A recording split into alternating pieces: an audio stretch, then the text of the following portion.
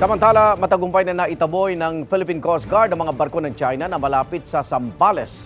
Pero bago yan, ang China Coast Guard Vessel 3103 gumamit ng nakabibinging aparato bilang depensa. May unang balita si Nico Wahe.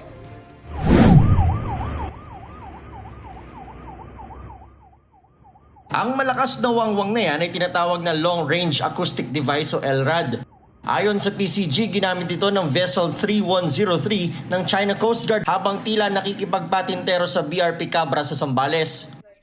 This is also our first time to experience itong paggamit ng China Coast Guard ng long-range acoustic device na ang sabi ng ating mga tropa, masakit sa pandinig, no? At a very close proximity dito sa barko.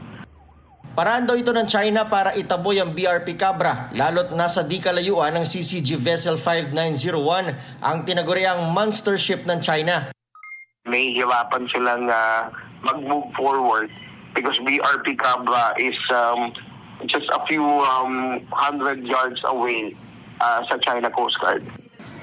China Coast Guard Vessel 3103. This is Philippine Coast Guard Vessel BRP Cabra MRRB 4409. You do not possess any legal authority to patrol within the Philippines exclusive economic zone.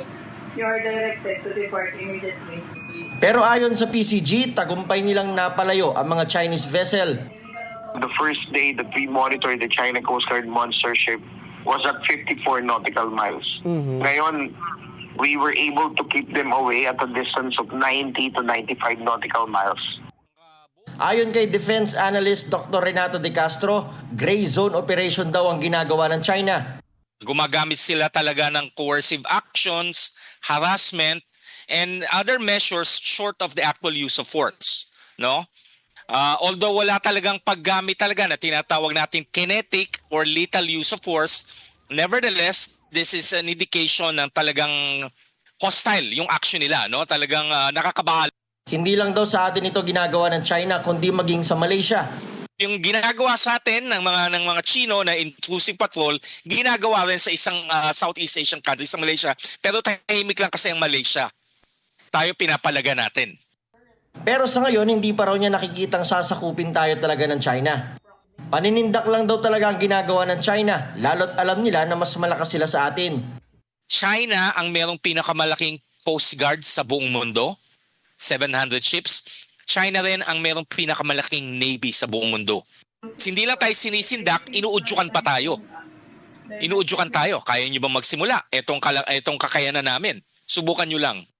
Sa kabila ng mga pangaharas, patuloy raw na magbabantay ang PCG sa West Philippine Sea. Sinusubukan pa naming makuha ang pahayag ng Chinese Embassy kaugnay nito. Ito ang unang balita, Nico Wahe, para sa GMA Integrated News.